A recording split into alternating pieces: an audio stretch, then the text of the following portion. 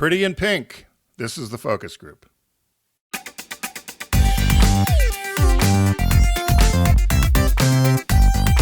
They're all business, except when they're not. It's the focus group with Tim Bennett and John Nash.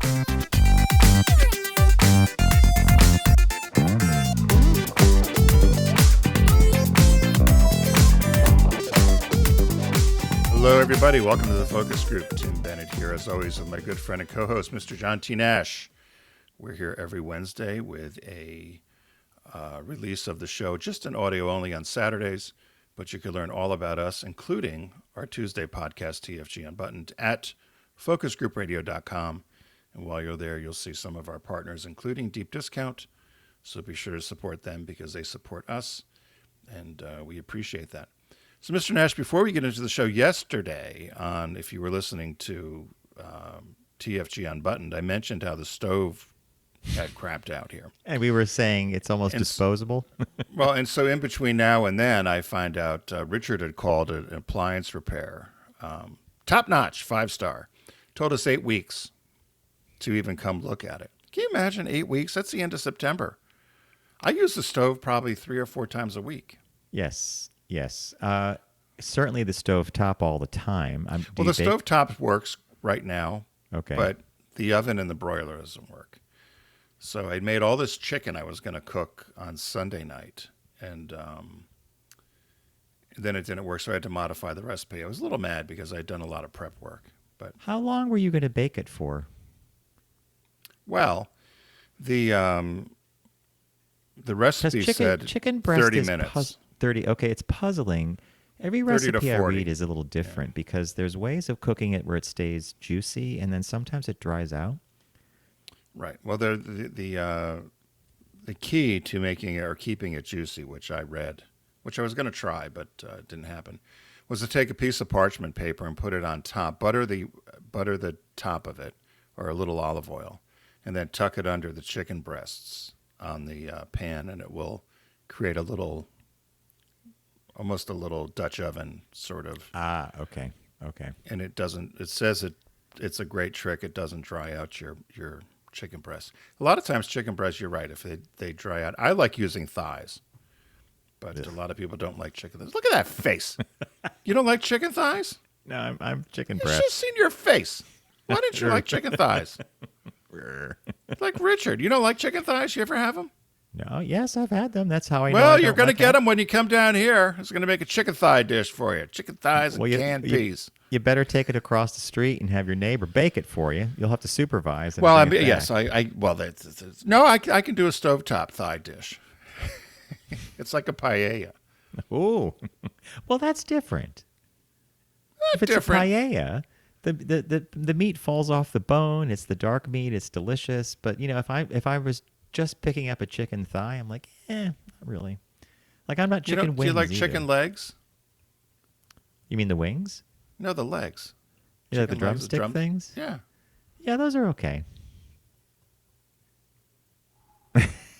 You're like Richard, who throws the legs and the wings away, which drives me crazy in the thighs. I'll buy a roasted chicken, and it all goes in the garbage except for the breasts, and then I used to yell at him, and even for Spike, because Spike got a chicken every 3 days, and I said, Spike doesn't care if you give him some thigh meat or. Did he? He had no.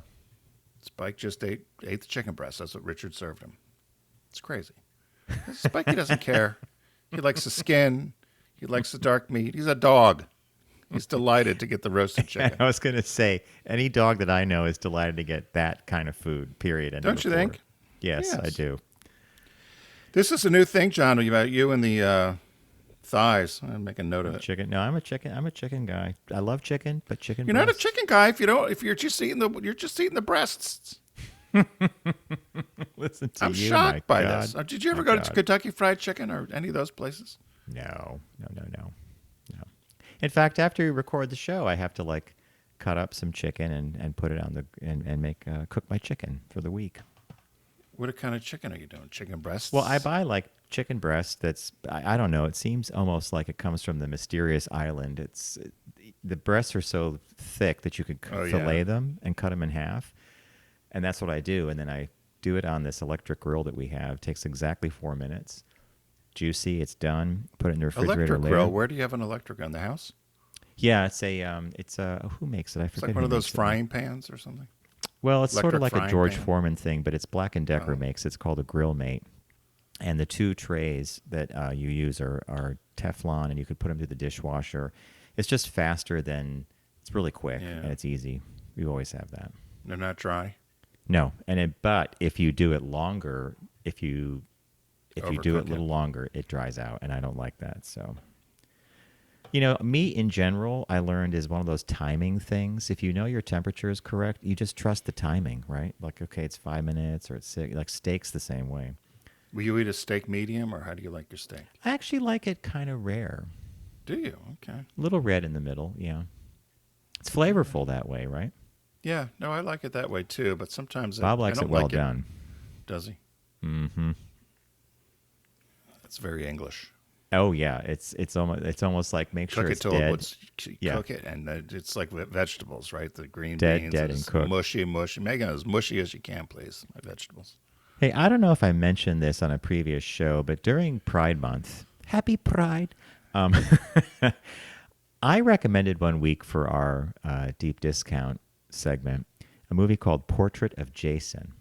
It's available at deep discount, and it's from 1967, and it's a black and white film, and it's basically this extended, I don't know if I want to call it an interview or performance, but we watched the movie, and the minute we finished it, Bob's like, Tim's got to see this.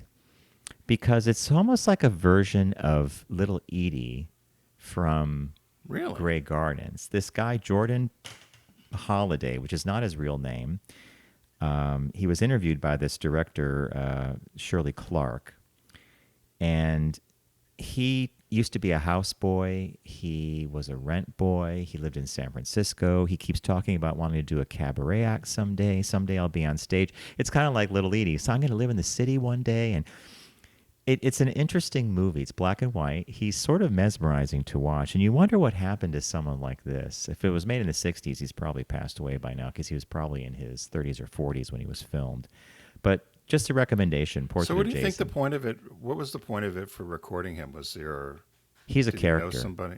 He He's is just a totally a character. character, and his stories, and most interestingly, the stories of him being a houseboy for rich people, because he goes into detail about their habits, about things that happened, about taking pills out of someone, about a woman he used to take be a houseboy for, would leave to go somewhere. He'd go into her medicine cabinet, take like a pill, and he said, and once you take one of these white pills, you want to clean all day. So I guess it was speed or something like that. Reminds me of Matt when he had to rewrap all the Duraflame logs in plain brown paper and then draw a little animation on it to make it look like it was wood with a Sharpie. Is that the P-PAC? Yeah. Yeah. Remember he had to do that. He had to unwrap the Duraflame logs and wrap them in brown paper. Made no sense to me, but And yet they're designed to have that wrapper they come in be the To thing light to light them. Yeah. yes, well, that doesn't look right, apparently. I read this article where someone said, once you pass a certain amount of money, you're no longer connected to the human race. You're living in a bubble. You're not struggling. You're not and you could do things like that. You could say, let's rewrap the Duraflame. I think I'd prefer brown craft paper. I mean, Well, Matt, I've told you this. I mean, the family he works for now, the famous family he works for now, they have to have 365 every day. The pool furniture and outdoor furniture needs to be set up and ready for company. even It if could no be- one comes. Oh my God, it could be 0 out. The umbrellas are up, the pool's steaming. You never know, Really? you never know, it might drop by. Looks good when you look out the back. You don't want it covered. You don't want things just out. You've just got to be up and ready. In other words, they're paying to heat the pool. Sure. Well, when you have a lot of money, you can live well anywhere. That's true. I don't care where That you is are. true. You can be in Kenya. Get a lot of money, you live well. You don't have a worry. You don't have a care in the world. No cares in the world. Like, keep What does the the pool Rothschild going. woman say? I'd rather be crying in a Rolls Royce than laughing on a bicycle. So life is tough, but. So, hey, did you watch the Tour de France this year? I watched as much of it as I could because unfortunately the U.S. broadcast rights went to, I think, NBC, and they only put it through their paid app. You have to use like the Peacock app Oh, or really? something. Because they had it on all weekend here on the Really? NBC affiliate. Yeah. I thought of you. I didn't recognize any of the riders or any of the teams, of course. I don't follow They it. could have actually had it on over the weekend because they usually do broadcast the last two stages. And one of the stages you might have seen was going into Paris for the final run. Yep, that's what they were showing. Yeah. Yeah. My friend Christy and I, she gave me a connection to see it on something called Tiz Cycling. There's ads that pop up and stuff, and it's a stream, so it's online. But at least I got to see the progress of the race. And I love watching the Tour de France, and so does Bob, because basically it's like a travelogue. If you see a normal day of racing, it's 3 or 4 hours. And in the helicopter, oh, here's a chateau and here's a vineyard, because it goes through some incredible parts of France. And I watch the highlights every day. But I know a lot of the riders that were in it. It's an amazing athletic event. I mean, these guys are like real athletes. Are they doping? No, there hasn't been any talk of that. But you know what they've changed they talk a lot about these days is electric doping. There's all this worry that they're putting little motors in the bikes and stuff. And so they'll always be looking out for that. And then I also tuned in to Lance Armstrong and George Hincapie. They have like kind of a podcast YouTube thing where they dissect the race day by day. And it's interesting to watch Armstrong because he was, multiple tour winner, 7 times, I think. That's all stripped away thanks to the doping thing. And he was one of many who was doping, but he was the kingpin they brought down. Yeah. But, he still comes across very arrogantly, in my opinion. And then you have George Hincapie, who was his lieutenant, who suffered no consequences from the whole doping scandal, even though he was right there. So it's a very weird. Remember, we were going to have him on the show, Hincapie. He had a book out. Yeah. And we requested to have him on, and he totally said, no, I'm not going on their show. And from that day forward, I was like, I don't care about George Hincapie. Well, the whole group of them. They don't want to ask. You can't ask any questions about anything. But, Lance has been arrogant his whole life, I think. Mm-hmm. He got a chip on his shoulder. But that's another story. So, what caught your eye this week, Mr. Nash? What caught your eye? Here's what Tim and John found. Okay, what caught my eye caught one of our listeners' eye, and I want to thank our listener, Chris Lavery. Chris has been a listener for a long time. He's also someone who pretty much nails Pick That Flick whenever we play that game. He is like a movie guy. He can get 4 seconds of a film. He's hard to beat. So he sent me an article about a bridge that was built in India, and I will show you the picture. And I think that's going to pretty much say it all. So the bridge was built with a 90-degree turn. Have you seen this? No. It's such a funny story. It says here, photos of a road bridge built over railroad tracks featuring a nearly 90-degree turn have been spreading on social media. People cannot believe such an idiotic and obviously dangerous design was not only approved, but constructed with nobody stopping the foolish project. So this bridge was built in Bhopal, Pradesh, which is part of India. Government officials have since suspended 7 of the 8 civil engineers involved in the project. The 8th is a now retired superintendent, so I guess he's got off somehow. Basically what happens is the odd design was somehow born out of the fact that the bridge had to be constructed under challenging constraints with the surrounding land and a rail station situated nearby. That's the station itself, the rail station, is being blamed for this sharp curve other than a gentle traditional curve. Even more unbelievably, and this is my favorite paragraph, the bridge has been planned since at least 2018, and the design was fundamentally changed 3 times. Reportedly, the first design incorporated a 45-degree turn.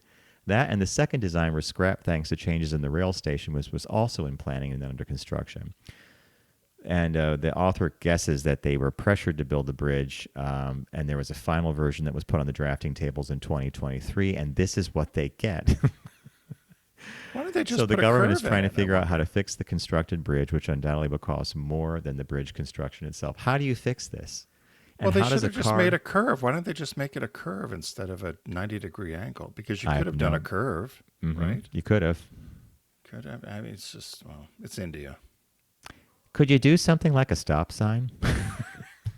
I mean, could you Turn. stop, make a left, Well, make you're a exactly right. You'd stop and turn left. You can only turn left. So you'd stop and turn left. But I wonder where it goes to.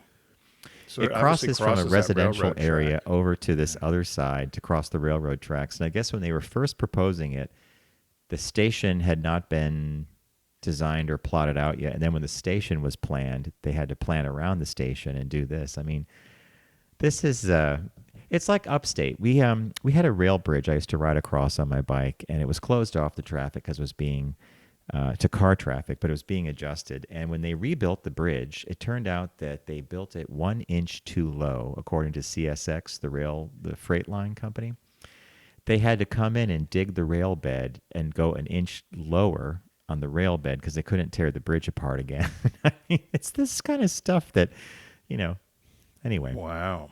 Well, So thank you to Chris he sent me a couple recently. This one just really, I was like, okay, this is perfect for caught my eye.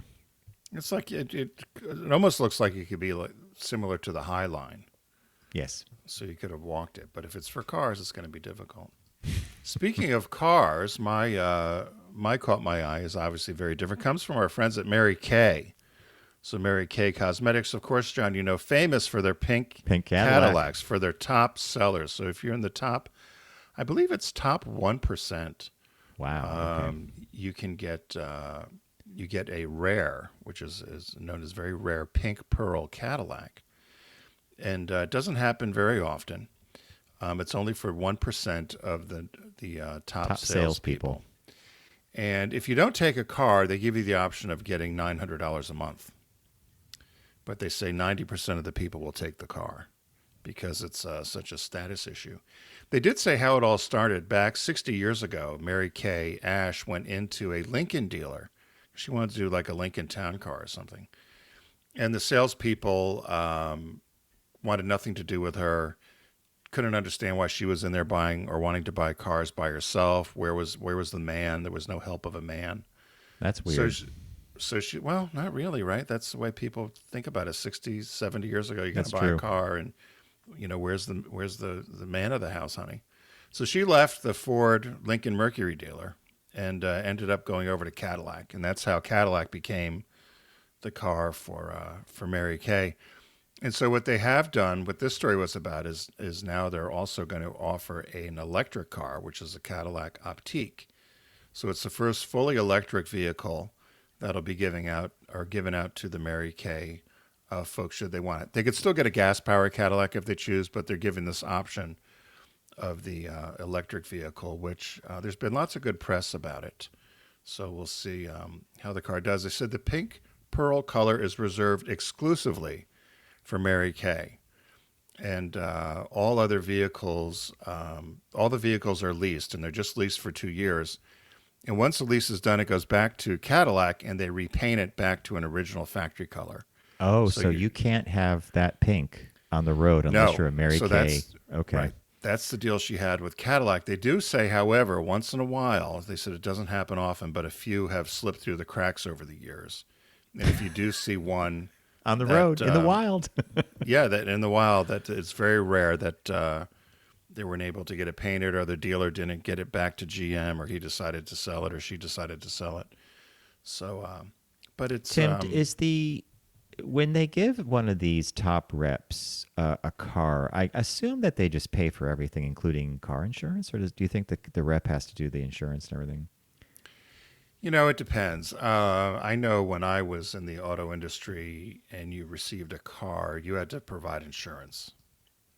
Oh, the receiver, the person who's going to drive had to do the right. insurance. So if you were the National Ski Patrol, they had to have insurance for their cars, or whoever the affiliate was. Sometimes when you would do a raffle or something, you'd get, and I'm sure the same as here, you would get there's a tax as a benefit, as income to have the car. So they may figure out a way where they also bonus them so that pays for the taxes on the car or something, or for the lease. I don't know how they do that, but there's all different ways to do it. But you do. That's why when everybody always says, "Oh, let's raffle off a car," they don't realize that if you raffle off a car, you may win it, but then you've got to come up with $8,000 or $10,000 as insurance. Correct. Right. To get the car. And most people will be, I don't need a car that bad. I'll do something else. Mm-hmm. So, but I love the idea of the pink. Have you ever seen one you've seen them driving around, No. haven't you? Never? And as a matter of fact, the whole Mary Kay model to me is a bit odd because it's basically door-to-door cosmetics, right? Yeah, it's like Tupperware. That's a Invite hard people game, over. isn't it? It's tough. And so for somebody to reach that top pinnacle, when we used to have Aunt Barbara on, she was booked Busy. over the Yeah. weekend, could be doing 4, 5, 6 shows, right, on a weekend. And also during the week, she would do them in the evening. You know, But- Tim, I remember when she would open her calendar, Yep, twice a year. and it used to be booked up, and then that was it, and it was, and then it became the game of, okay, you got the house event, but now you got to fill it with people, and you have to sell product. It's not for me, and it certainly wasn't for you, as you tried with a vacuum cleaner in your college days. You love that. All right, folks, we're going to take a quick break here, and when we return, we have a shop talk for you, and we also have, of course, signature piece, business birthday. So stay with us, and we'll be right back after this quick break.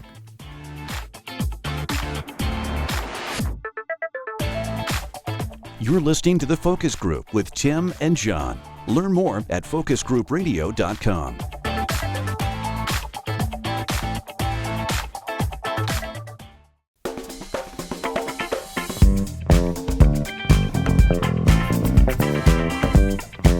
Now back to The Focus Group with Tim and John. Available pretty much everywhere.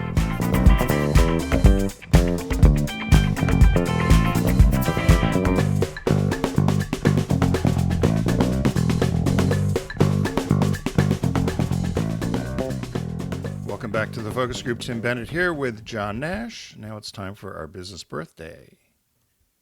Everyone does celebrity birthday greetings, but the Focus Group is the only show in the universe that celebrates business birthdays.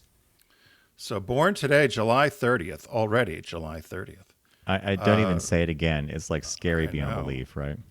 Sir Clive Sinclair was born July 30th, 1940. He died at 81 in September of 2021. English entrepreneur and inventor, best known for being a pioneer in the computing industry. Also founder of several companies developing consumer electronics. And he was most known for producing the world's first slimline electronic pocket calculator, the Sinclair Executive, in 1972. Did you know him? No, I had a Texas Instruments, but I knew Sinclair. Did you know Sinclair? I didn't know him. He was very much involved in all kinds of electronics. How did you just know him from along the way, or was there anything in particular? That's not the only thing he's done, right? No, he's done a bunch of things. Most of them are failures. But Really? and okay. But I only say that because he was way ahead of his time. Yeah. So they said he founded Sinclair Radionics in 1961. He wanted to originally call it Sinclair Electronics, but that had been taken. And he thought Sinclair Radio, which was available, just didn't sound right. And so he started producing. So he would make custom hobby kits for transistors. He was toying around with transistor radios, kind of the precursor to semiconductors and all kinds of home computer sort of gadgetry. And they said he did what was successful, the pocket calculator. He also did production, or he tried to do production of home computers. And he started with something called the Sinclair ZX80. That's how I knew it. Okay, which because that was in came the- out around the time of the Radio Shack, the Yep. TR, and TX. These were like really the earliest things, right?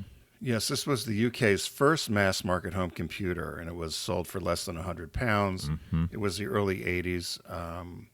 So he was recognized for the importance of this, particularly for the British and European home computer industry.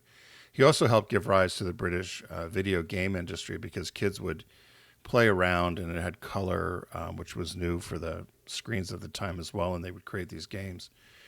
They said he had several commercial failures, including he tried something called the Black Watch wristwatch, which was very much like it seemed almost like the current Apple Watch. Interesting. But he said the difficulty was that it would have sound, and he was unable to meet demand initially when it came out in 75. But it was inaccurate with timing. It was difficult to service. The battery life was too short. And so it ended up being a huge loss. And he had a number of investors, but they couldn't recover from it. He also tried to develop a electric bike. Interesting. Again, Tim, 70s, way you're before. right. Way ahead of his time on this stuff, Yep. right? And then he had something else and that was called a Zyke. It was an e-bike. And then he had a folding bicycle for commuters, which could fit in a handbag. It almost looked like one of those little clown things, but it was tall enough. And again, that never worked as all. He also came out with an electric car called the Sinclair X1, which was a version of an electric vehicle he did called the C5 in the 70s. And everybody told him he was crazy. It was too toy-like. It was never going to sell. It wasn't scalable, all the other things that you would say about electric cars. So again, Back that then, went, and maybe that went now. bust. And he could never get funding for this stuff.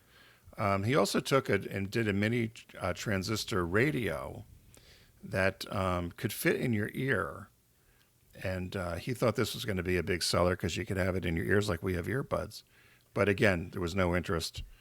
And he tried to find somebody to help him fund that. He couldn't. But the British government did recognize him as being almost like their version of Alexander Graham Bell sort of thing, or Einstein in terms of all the work he did with microprocessors and a number of other computers. But had lots of great ideas. I think they just said he was way ahead of his time. You know, Timex, I'll just say one more thing. Timex actually obtained the license to manufacture his computer in the U.S. I never knew they did that. So in 1982. I wonder what they called it. There was the TR. So it was Timex. called, let's see, February 82, Timex obtained a license to manufacture and market Sinclair's computers in the U.S. under the name Timex Sinclair. See, all right, Tim. Now I think that's how I know this because Texas Instruments did one, Radio Shack did one, Timex, and we're not talking computers like we think of today. Right. These are very rudimentary, like maybe word processing, maybe some number stuff, right? Yep. Yep. So he died of cancer in 2021. He also tried to do a flat screen TV. Came out about the same time as the Sony Watchman, but again, people said the flat screen wasn't ready. He was just way ahead of his time. This was 83. So he did flat screens. He did lots of things that now we see as just pretty normal. Actually, Tim, you would things we have say in our maybe homes. he was 40 years ahead of his time? Yeah. He also had an idea for a sea scooter, which we know is a jet ski. Jeez. Also a wheelchair that had a motorized wheelchair. But again, he couldn't find anybody with interest. And then on top of that, Tim, some of the technology that would support his ideas didn't really exist in its best, form. Amazing. Yeah. Yep. They said interesting. He was a poker player. He won a series of. He used to go on Celebrity Poker Club. I guess it was on a British show. He was also an atheist, sitting at an IQ of 159, member of Mensa, and he had run the New York Marathon 3 times. And although they said, despite all his involvement in computing and electronics, he did not use the internet. He stated that he doesn't like to have technical or mechanical things around him as it distracts from the process of invention. In 2010, he said that he did not use computers and preferred using a telephone rather than email. He predicted in 2014 that once you start making machines that are rivaling and surpassing humans with intelligence, it's going to be very difficult for us to survive. It's just an inevitability. This is a fantastic business birthday and also kind of a eerie look at again, someone the who future, looked right? down. 1984. He's saying, Yep. so he said, once we start making machines that rival and surpass humans with intelligence, it's very difficult for us to survive. Well, you've heard this, right? You've heard Yep. this from people talking about AI, or they're showing. There was something the Chinese just showed. You probably saw it. I think it was in Wired, where the robots now change their own batteries. Did you see that? No, thank you for bringing that to my attention. That's even It's scary. running low, So running there's low on power. There's these humanoid robots, whatever, and they show them taking the battery pack out. And putting a fresh I one don't in. know. Yeah, I don't know how they stay charged. I don't know. Must be like my alarm clock. Sometimes Certainly the power better than goes your off and it stove. stays. Yeah, that damn stove. You know, I wonder if I can live. A lot of people don't cook. Maybe I just won't cook anymore. I don't know. That's not you. You've cooked for a long time. Yeah. Oh, here we go. So anyway, happy birthday to Clive Sinclair. Kind of a guy before his time. Yeah, totally. And I think calling him the British Alexander Graham Bell is pretty much spot on. Yeah. So, although I do think the Brits claim Bell, don't they? I don't know. Do they? You never know. You know, they may. They claim anybody. You know, they had such a huge empire, right? We're all part of. We're all The something. sun never sets on the British Empire. So, as our shop talk segment today is, it's a short one here, but the headline, and John and I have talked about this offline a bunch about retirement or whatever, and the headline here is retirees are fleeing these 10 U.S. cities. Most are in states where you need over 1 million to retire. So he looked at a number of the large cities in the U.S. and tried to see what was the net loss, and this was based on people age 60 or over that were leaving based upon people coming in. And obviously it could be affordability, it could be weather, it could be a number of reasons why you would move in or move out. But let's start from 10 down, John. Oh, you mean the least? Okay, so the number 10 on this list of cities that are very expensive to live in and what the migration out of them is. So the first one would be Anchorage, Alaska. This was surprising to me, actually.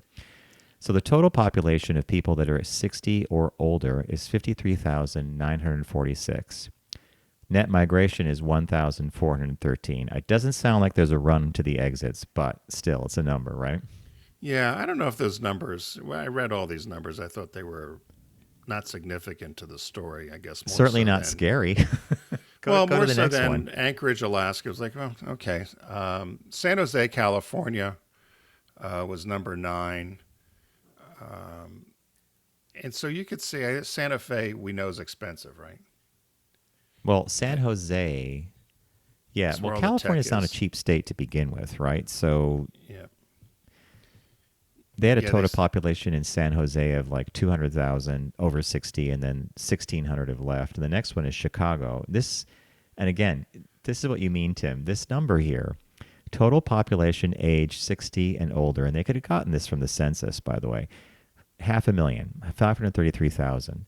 Net migration, 1,699 people, or 1,700 people. It doesn't seem like, again, a run for the doors, but that's just me. Yeah, and I think it's the net migration, so it's the loss, and that's why Yeah. I said I don't think it's that significant as a number, more so than just the loss of people and where they're going. Number 7 is Arlington, Virginia, essentially D.C., right? Mm-hmm. It's right around D.C. Number 6, Oakland, which is San Francisco. Yeah, totally. What was Number 5 was Denver, Colorado. And number 4 was Washington, D.C., which makes a lot of sense, actually. And I guess a lot of people migrate down towards you in Delaware. Listen, every 4 years you're leaving? Yeah, well, DC? technically, yeah. It's like Someone's flushing the leaving. toilet every 4 years. I mean, all the people in Congress are over 60, right? So they Uh-huh. change it every 4 years. Number 3 was San Diego, which I was surprised about. I thought people loved San Diego, but I think it's the cost of living there. Isn't it expensive? Yeah.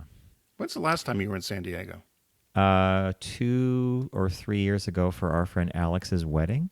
Oh, okay. And you were recent. that was the first time Bob had ever been. We really enjoyed it. It's a fun city to visit.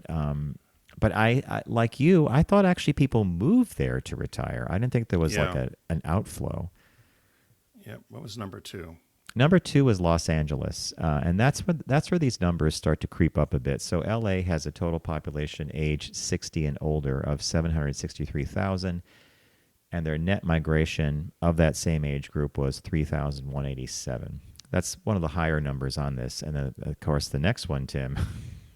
Well, of course, you no have the surprise. honors. New York, New York. So New York City, the net migration was close to 18,000 people in terms of the net leaving. But New York is interesting because I think New York's a world city versus some of these other cities or all the other cities. New York is very much up there with London or Rome or Paris, I think.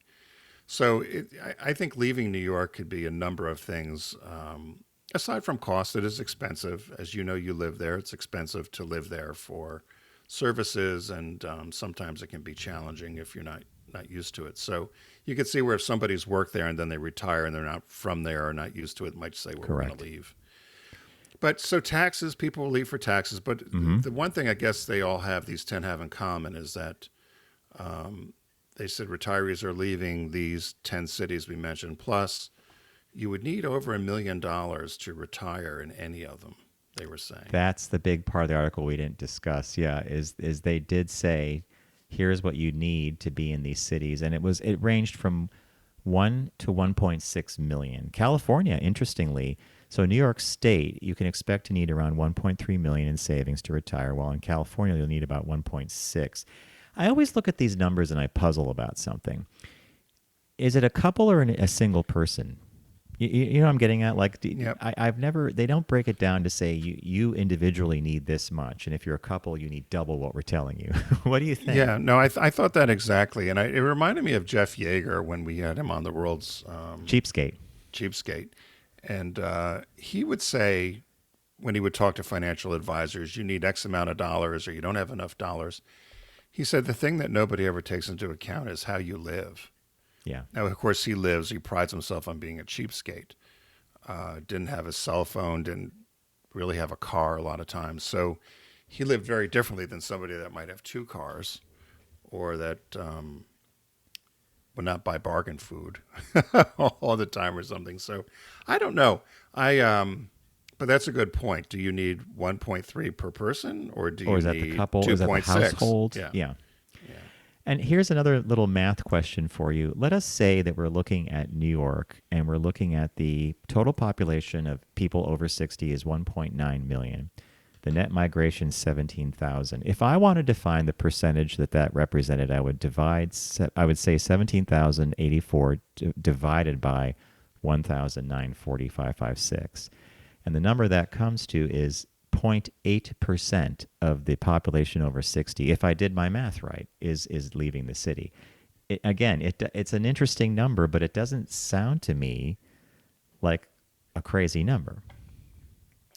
Yeah, I think their math I think they do the math differently from how they figure out the net. I think there's a set number where they think would leave. And then this So is do you beyond think that. these numbers warrant the word fleeing? Well, that's my point. It's clickbait, right? Yeah. So Fleeing. But is the real number 34,000, which is still not a huge number. And so they have a constant, right? So the net migration. So it would be after you take into account people just leave or die, whatever happens. But yeah, they didn't really go into exactly how they got the net migration number. But I just thought it was interesting because there's another one that talks about where they're moving to, which was the next article of where people are going to. But I'm not so sure I would. The biggest surprise to me was Alaska, and also a big surprise was Hawaii was not mentioned. Hawaii's expensive, and I've heard hugely that people expensive. leave the island All at the a time certain because they age. go Yeah. stir crazy, right? Well, there's that. Yeah. So you can understand Alaska's expensive, but so is Hawaii, and I was just shocked that Hawaii wouldn't have popped up here versus some of the other places that are on here. But maybe you don't want to leave paradise, John. I remember when I went to Hawaii, folks. Tim calls me up one day and he said, "Well, when are you, Bob, heading out to Maui?" We're like, "Well, it's about a week away. Long way to fly for a beach, my friend. Long way to go fly for a muggy beach. It's Tim, the you weren't tropics. lying. You were not lying about that. Muggy, buggy, You and would- muggy. It was humid. It was surprisingly so, actually. And when we were sitting on the deck of the apartment we rented, and we had a breeze coming in every night, we would sit and watch the sunset because it was always different every night. And we would have absolute pear and ginger ale. That was the drink for the Maui visit. Wow. And I remember once Bob was sitting there, and he's just like, the wind died down for a bit, and Bob was, boy, Tim was right. It's muggy. I said, no, Tim was not right. We flew to this beach. Long way to fly for a beach. But Listen, if you live in California or Seattle or Portland and it's 4 hours or whatever it is to fly there, it's one thing. Correct. From here, from the East Coast, it is double the time. Oh my gosh, you More than you double. go to Uzbekistan quicker, I think. Actually, And you can Hawaii. get to Europe faster on some. Yeah. Yeah, and so that's why we said the Caribbean. I mean, there's certain places in the Caribbean Beautiful. you can go to that are beautiful, and I guess Hawaii's beautiful. I don't know. I have no desire to go back. I haven't thought about it again since we went. I was happy we did. I think it's beautiful. There are parts of the Caribbean that you and I have been to that I would love to go back, especially a place called Joost van Dyke. I think we That was went wonderful. snorkeling Yeah. there. Yeah. So, and it's closer. And of course, St. Bart's is pretty Yeah, magical. beautiful. Well, I talked to a neighbor here. She loves to do all this kind of unique travel, and I said to her, and she was trying to think of places. She's been just about everywhere around the world. Her family works at the State Department. So I said, the one thing I would like to do, and we looked at a map but thought it might be difficult, was to go to the U.S. territories. Interesting. That's So an you would interesting go, idea. You'd go to American Samoa. Yep. You'd go to Guam. You'd go to the Marianas, Midway. There's a bunch of Midway. little. But we looked at it, and I think you would have to. You certainly can't island hop. No. I guess maybe unless you had a private plane. But I think you'd have to either fly back to the mainland to get to the other place again. So we would just laughed. I said, oh, gosh, it would take us 6 months to go to all these territories. But I'm wondering what's going on in these territories. Don't Are you you wonder? really? Oh, You yeah. staying up at night wondering about the territory? Well, the Chinese are getting involved, and the the Pacific. It's where it's going to happen, and the Australians had to go in because the Chinese were meddling in some islands off of Australia, and they had to go in and lay down the law. So I don't know what's going on with our territories. You don't hear much about them. What do you think? Good point. Good Yeah. point. Anyway, So now we know Tim has a future retirement trip. Take you a while to do, right? I like the idea. It's novel, and it could actually be a blog and end up being some kind of weird movie, too. I don't know how long the documentary would be. Maybe it'd be like 50 minutes. I'm just saying that. It could be an hour well, and a half. we'd arrive to Guam, then we'd go to American Samoa. Then I Yeah. think it's called the Northern Marianas Islands we own. There's a number of little islands out there we got our feet I think you've hit a little vein here that could be rich social media, interesting for They people. use the dollar. They speak English. Yeah. I don't know why we don't make them states. Your Flat logic tax. is almost irrefutable. It's just that getting to these places, I think you Yeah, can't that's do the it problem. contiguously. You'd have to keep coming back to the point of origin. That's the problem. All right, folks, we're going to wrap it up here. You have Tim's plans for the future. We will My keep you territory posted on tour, the U.S. territory tour. U.S. territory tour. I would like to join. It could be a focus group thing. Perhaps we'll find an airline or someone who wants to sponsor the territory tour. Maybe the State Department will. Spirit Airlines. Spirit. The plane, we barely make it. We fall off the plane. Oh, my. All right. Thanks again for joining us here on the Focus Group. Plenty of podcasts to choose from, and we're glad you choose us. FocusGroupRadio.com is the website. You can find out all about us there, including TFG Unbuttoned, our Tuesday podcast. And, of course, you'll learn about our partner, Deep Discount, who has been with us for quite a long time. And we encourage you to visit their site by going to ours. We always like to say, and I think it always bears repeating, please don't text and drive. Arrive alive. I literally saw this yesterday coming back from my mom. A Jeep Cherokee starts to drift off. You know the rumble strip, Tim? Brrr. Yeah. That thing hits the rumble strip. The car is vibrating. It switches back in the lane really quick. It was a woman. I'm sorry. I did pass her. She almost hit somebody else. And guess what's sitting in her hand? A phone on the steering wheel. I'm like, really? Did you blow your horn? No. And I you know blow who my gets- horn and give the finger. Thank you. And you know who says the exact same thing as you? Bob. Bob, Why don't you blow horn. your horn? Tell her how stupid she is. And then you know what Yell Bob at her. says after that? Tim would have blown his horn. Yep, I would have blown. I'd go by, I look at them, and I blow the horn, and I give them the finger. You school him. You school him. Did you school him? They don't even look over. They're No. still doing Wordle. They're so absorbed. They're still doing Wordle. All right. Have a great week, folks, and we'll see you here next week on the Focus Group.